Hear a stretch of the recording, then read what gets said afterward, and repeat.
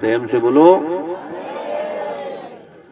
आवाज नहीं आ रही, हाथ तो खूब उठा दिए पर मुंह से आवाज नहीं आई। मत बोलो, हमें क्या है, देख लो।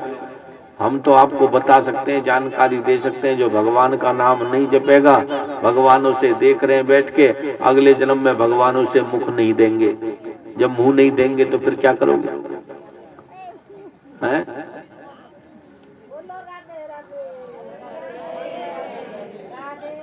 भगवान का नाम ही नहीं जप सकते, बताओ। कथा में बैठ के ही नहीं ले सकते तो घर में तो लेते ही नहीं होंगे। फिर घर में तो लेने की फुर्सत ही नहीं होगी। घर में तो लड़ाई करने से ही फुर्सत नहीं मिलती होगी।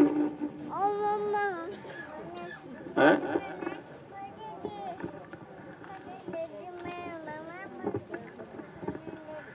प्रेम से बोलो। भरत जी की योनि मृग की हुई, वो मृग बने क्योंकि अंत समय में उन्होंने हा मृग कहते हुए अपने प्राण त्यागे। वो मृग बने। जो भगवान का भजन करते हैं, यदि किसी दूसरी योनि में भी किसी कारणवश उनको जाना पड़े तो भी भगवान जानते हैं कि ये मेरा भक्त है, इसने मेरी भक्ति तो करी थी लेकिन कोई इसका कर्म खराब हो गया तो उस योनि में चला गया, तो मुझे इसकी वो योनि जल्दी काटनी है। तो भगवान उसकी वो योनि जल्दी काट देते हैं। आप ये मत सोचना कि भगवान हमें देखते नहीं, ध्यान नहीं देते, सब ध्यान देते हैं। आप सोचें कि भगवान तो हमें परेशान कर रहे हैं, भगवान तो हमें दुख दे रहे हैं। दुख दे रहे हैं तो भगवान और ज्यादा याद कर रहे हैं। जितना ज्यादा दुख उतनी ज्यादा भगवान की याद आपके लिए, और जितना ज्यादा सुख उतनी ही भगवान की दूरी आपसे। यही प्रश्न एक बार नारद जी ने किया था भगवान विष्णु से। भगवान विष्णु ने कहा कि चलो मैं तुम्हें लेके चलता हूं। देखो, भगवान विष्णु नारद जी को लेकर के आए। दोनों ने ब्राह्मण का वेश बनाया, ब्राह्मण के वेश बना करके गए। एक व्यक्ति के घर गए, बड़ा अच्छा घर, बड़ी आलीशान कोठी, और उस पे जाकर के बाहर से आवाज लगाई, राधे श्याम राधे श्याम राधे श्याम। 3 आवाज लगाई, कोई नहीं आया, अंदर से निकल गया।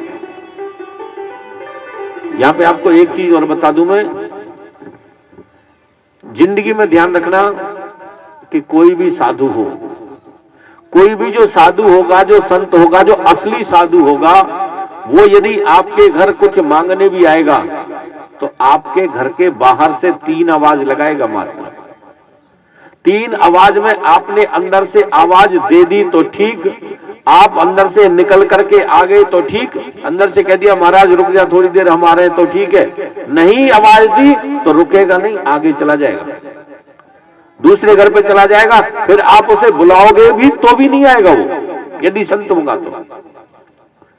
और कोई संत ना हुआ हो जो आपके घर पे आ जाए, केवल मांगने खाने वाला हो, और जो अड़ के बैठ जाए तो समझ लेना ये खाली पेट भरने के लिए आया है आपके पास में, इसका भगवान से कोई लेना देना नहीं है, ये संत नहीं है।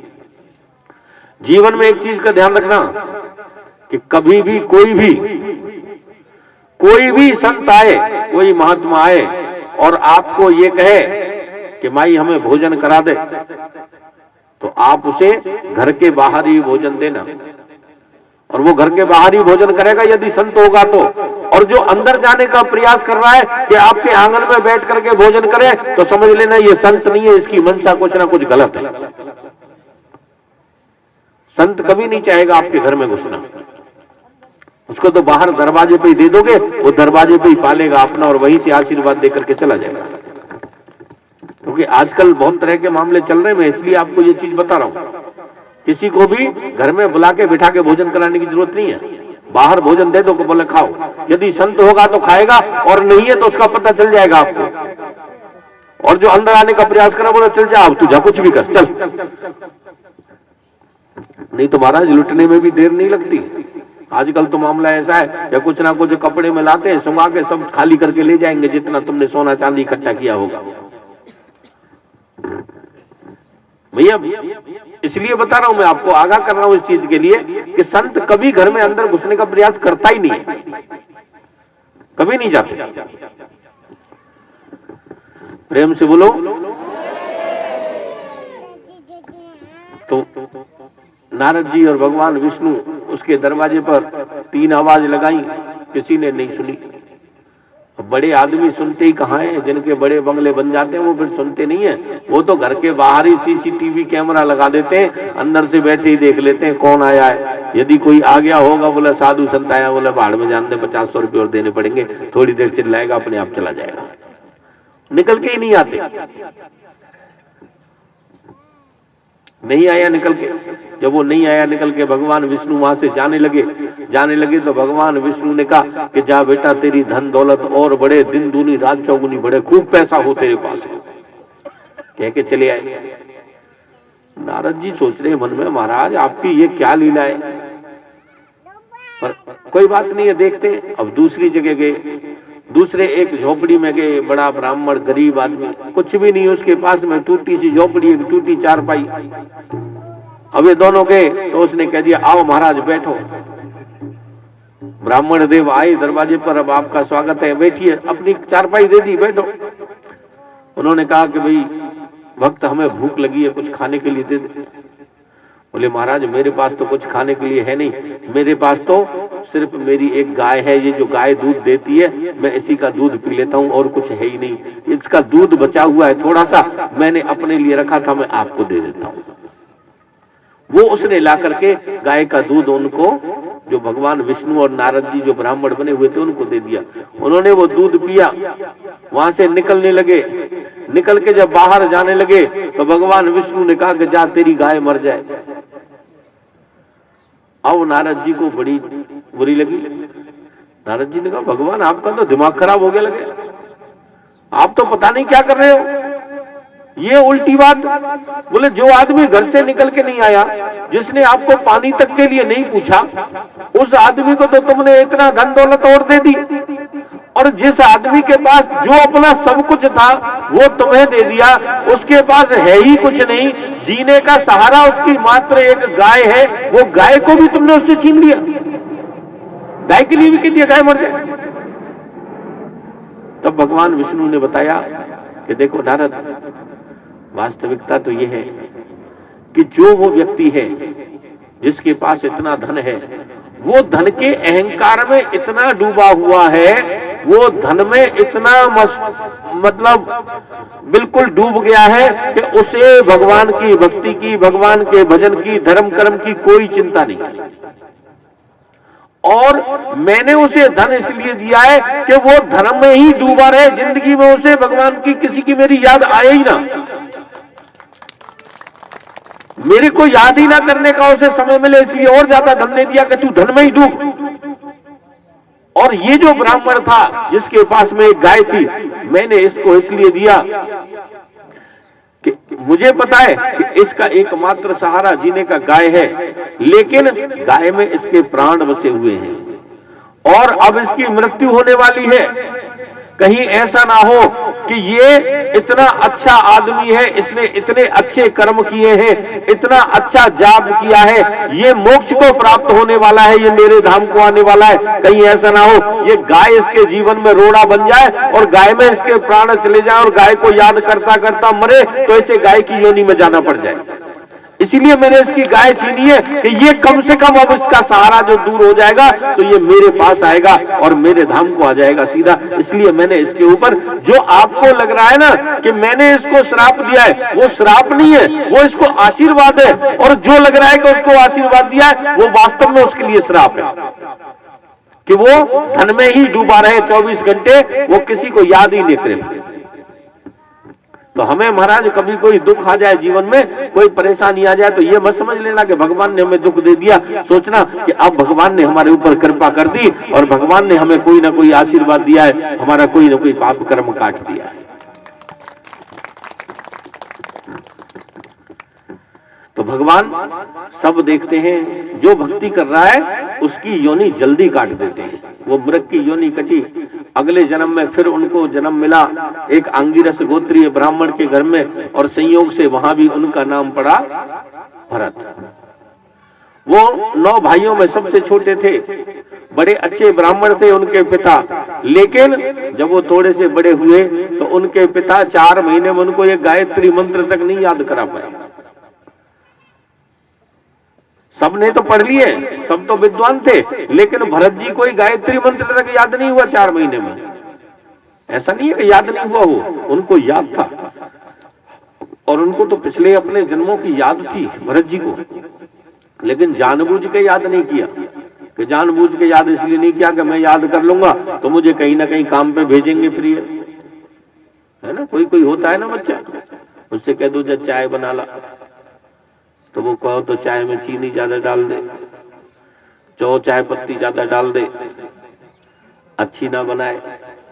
1 दिन देखे, 2 दिन देखे, 4 दिन देखे, फिर मम्मी सोचेगी कि तो बाहर में जान दे, ऐसे नहीं आती बनानी, तू रहने दे, मैं ही बना लूंगी अपने आप, तू तो नाश और कर देती चाय का।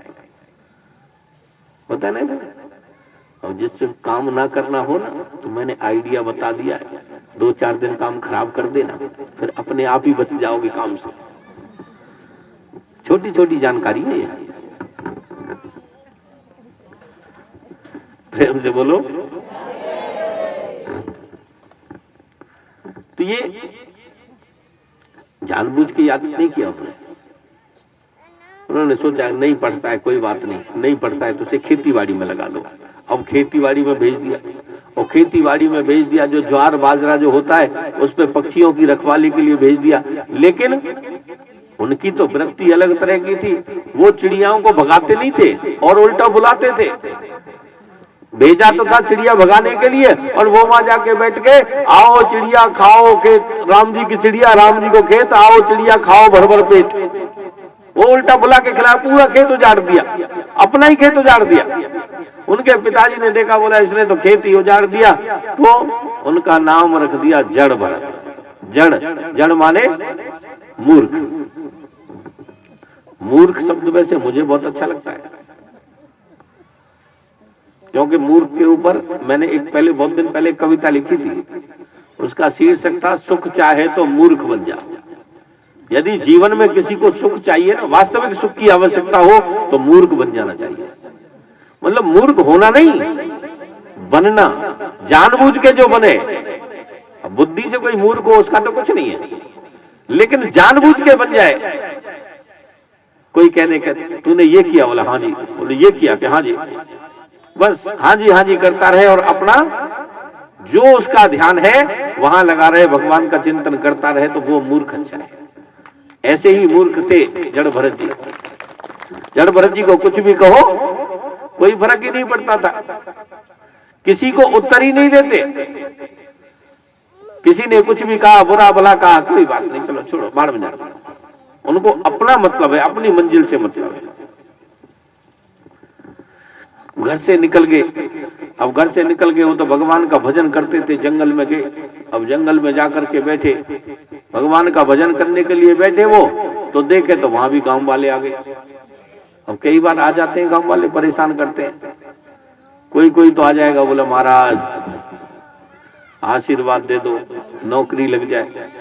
और महाराज तो 2 क्लास नहीं पढ़ा और तुम्हें आशीर्वाद दे दे नौकरी लगने का है? होता है नहीं होता ऐसा? हमारे पास भी आ गए।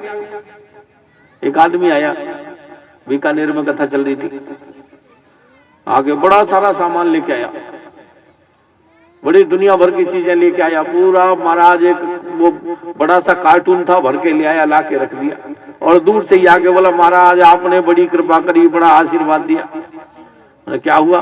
बोला महाराज उस दिन हम आए थे आपकी कथा में, आपने जो सट्टे का नंबर दिया था, हमारा सट्टा लग गया और आपकी कृपा से खूब पैसा आ गया, हम तो आपको दान करने के लिए आ गए, उसमें से 1 नंबर और बता दो। मैंने कहा पागल हो गया तू, मैंने जिंदगी में आज तक नहीं सोचा इस बारे में, मुझे तो पता ही नहीं है तू कब आया कब गया, क्या आशीर्वाद दिया तुझे। बोले आपने इशारा किया था ऐसे कि बेटा खुश रहे आनंद कर, तो मैंने सोचा आपने 4 शब्द कहे, मैंने 4 ही नंबर लगा दिया। अब बताओ उसमें, अब हमारी तो आदत है, हम तो सबको ही कहते हैं। आदमी कई बार अर्थ अपने आप मतलब से निकाल लेता है।